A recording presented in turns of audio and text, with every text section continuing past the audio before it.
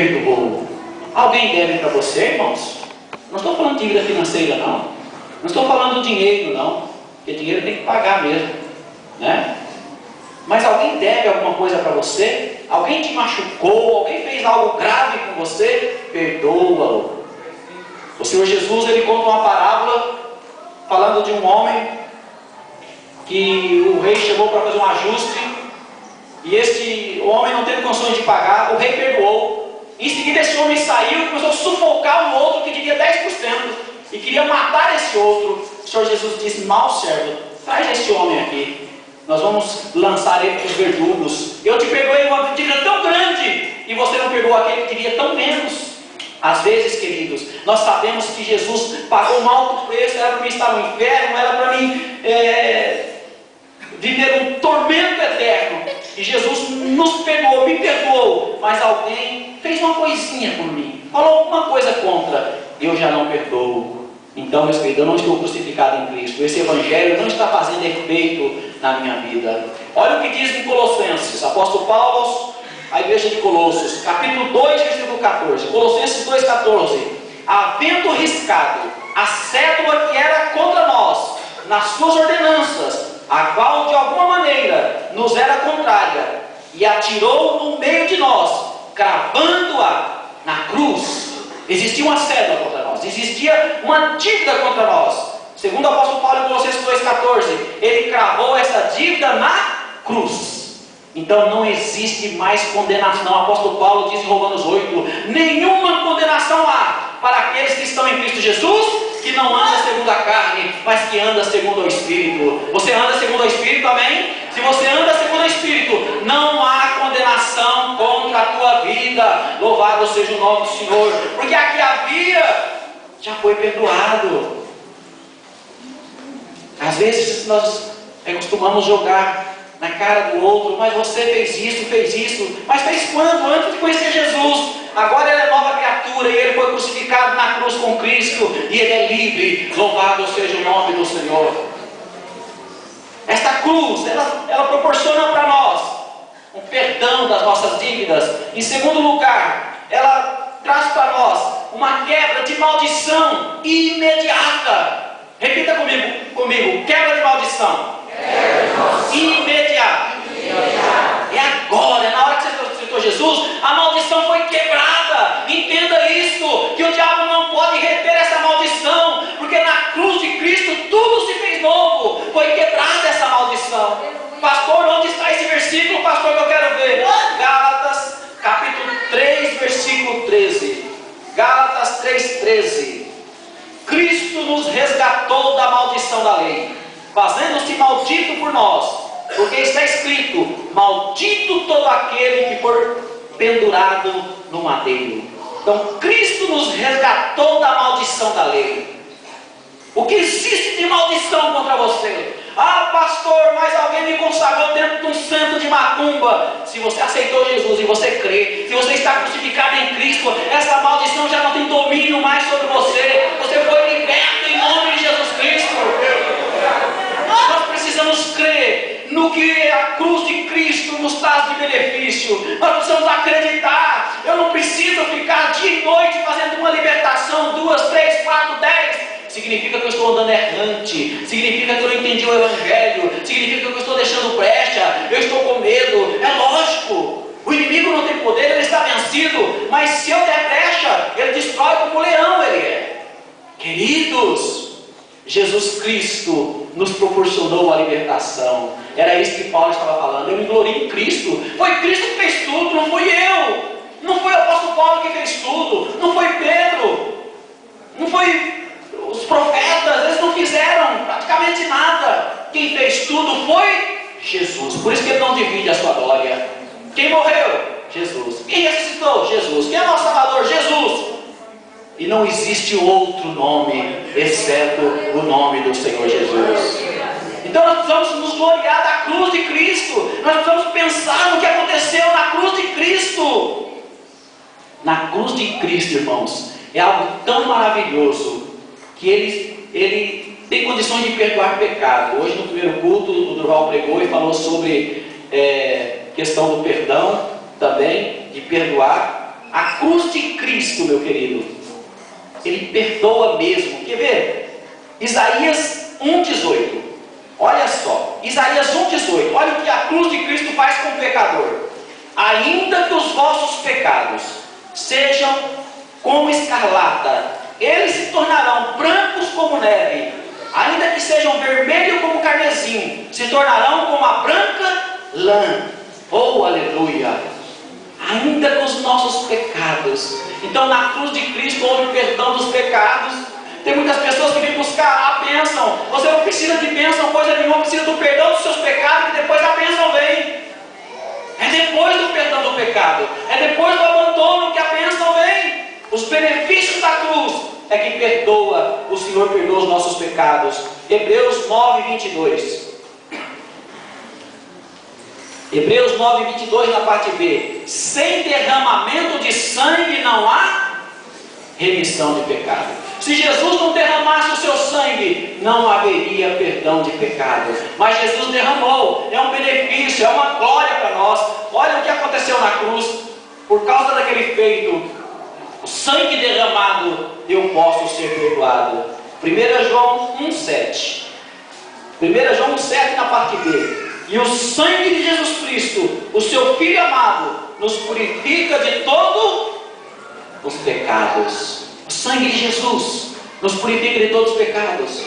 Então foi isso que Ele fez. Ele veio para pagar uma dívida muito grande. Ele veio para perdoar os nossos pecados.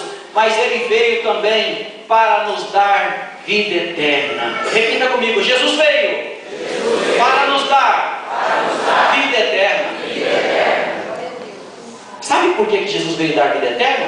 Porque tudo dele é eterno. Nós que não somos eternos, tudo dele é eterno. Se você olhar nos Salmos 45, versículo 6, diz: o seu trono, ó Deus, é eterno e perpétuo. Salmo 119, versículo 89, a tua palavra, ó Deus, é eterna nos céus. Salmo 119, versículo 142, a tua retidão é eterna. Salmo 119, versículo 16, as tuas justas leis são eternas. Romanos 1,20, o seu poder é eterno. E nós podemos falar de muitas coisas. Tudo do nosso Deus é eterno. E nós somos do nosso Deus. Então nós somos eternos. Aleluia. Eu quero a eternidade, irmãos. Eu quero a eternidade. Crente é guloso, né? Eu não me contento em viver 80, 100 anos, não.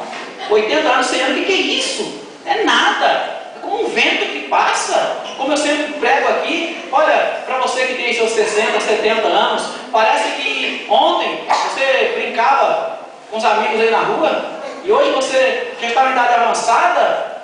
Mas o que nós queremos não é essa vida medíocre, não é essa vida de sofrimento, não é essa vida de dor. O que nós queremos é a vida eterna, e o nosso Deus é eterno, e Ele vai nos dar a eternidade por herança. Quer queira, quer não, nós vamos.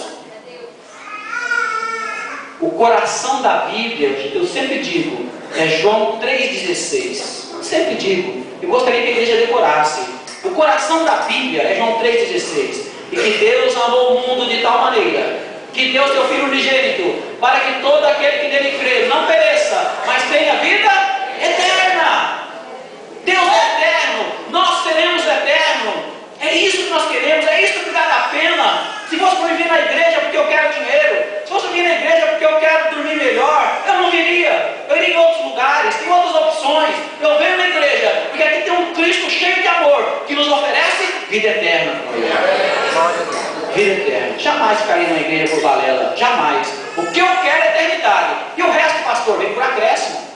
Eu sou abençoado. Eu sou abençoado. Com toda a sorte de bênção em Cristo, nas regiões celestiais.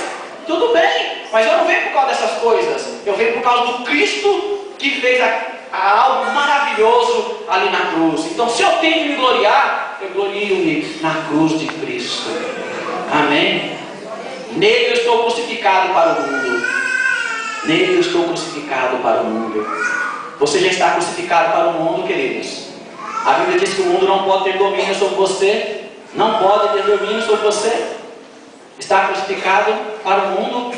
Nós precisamos estar crucificado para o mundo. Segunda carta de Pedro, capítulo 1, versículo 11. Porque assim vos será concedido amplamente a entrada no reino eterno do nosso Senhor e Salvador Jesus Cristo. Primeira carta de João 2,25. E esta é a promessa que Ele nos fez, a vida eterna. Esse texto é forte. Se tem uma promessa que Deus fez, é essa aqui, ó. Se tem uma promessa, é essa. 1 João, finalzinho da Bíblia, capítulo 2, versículo 25. E esta é a promessa que Ele nos fez. Qual é essa promessa? A vida eterna. Amém? A vida eterna. Por isso, querido, nós olhamos para a cruz de Cristo, nós vamos perceber o que Ele fez para nós. Toda a vida humana depende da cruz. Toda a vida humana, presta atenção, toda a vida humana depende da cruz. Tem um hino do nosso inário, se não me engano é o 113, 114. Sim, eu amo a mensagem da cruz. Até morrer eu a vou proclamar. Eu amo a mensagem da cruz. E é isso, irmãos. Se você ama a mensagem da cruz, você ama o Cristo. Se você ama o Cristo, você está crucificado com Ele. Se você está crucificado com Ele, o mundo não tem domínio sobre a tua vida. A carne não tem domínio sobre a tua vida. Querido, tudo depende da cruz de Cristo. O governo, a saúde, a moralidade, a liberdade, a paz, a segurança, a prosperidade, a santidade, tudo depende da cruz. Tudo depende da cruz. Se eu tirar a mensagem da cruz, fica tudo muito confuso. Por que tem muitas igrejas perdendo foco? Por que tem muitas igrejas que estão mais nos shows? Por quê? Porque tirou a mensagem da cruz e ficou mensagens de homens. Nós temos que tomar muito cuidado. Até que ponto eu posso ir com mensagens de homens? E eu assisti esses dias uma mensagem linda, maravilhosa.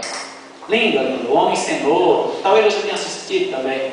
O homem fez encenação, pastor legal, gostei muito da pregação, mas eu vi pouco de Cristo e de mensagem da cruz. Pouco. E aí eu raciocinando, como os crentes de Bereia, que olhavam na Bíblia o que estava sendo falado, falei, está muito fraco de palavra. A palavra é Jesus Cristo ressurreto, aquele que foi morto, mas hoje ele vive. Essa é a palavra, aquele que nos oferece a vida eterna. Louvado seja o nome do Senhor. Nunca podemos deixar de mencionar a cruz de Cristo. A cruz é o antes e o depois da história. A cruz é antes e a cruz é depois da história. Olha que interessante. A cruz apresenta diferentes significados. Para os gregos, para os homens naturais carnais, ela é loucura. Sabia disso? Para o homem que não entende, que negócio de cruz, isso é loucura. Loucura para os gregos. 1 Coríntios 1:23. Escândalo para os judeus. 1 Coríntios 1:25. Porque a loucura de Deus é mais sábia do que os homens. Então era loucura, irmãos, loucura. 1 Coríntios 2:14. Ora, o homem natural não compreende as coisas do Espírito de Deus, porque lhes parece loucura. Isso é para o homem aí fora. Mas para nós cristãos, nós que servimos a Cristo, nós que não somos cristãos nominais, o que significa a cruz de Cristo? A cruz de Cristo, para mim e para você, é poder de Deus. Louvado seja o nome do Senhor. É loucura para o ímpio, para mim e para você, é poder de Deus. Aleluia. Olha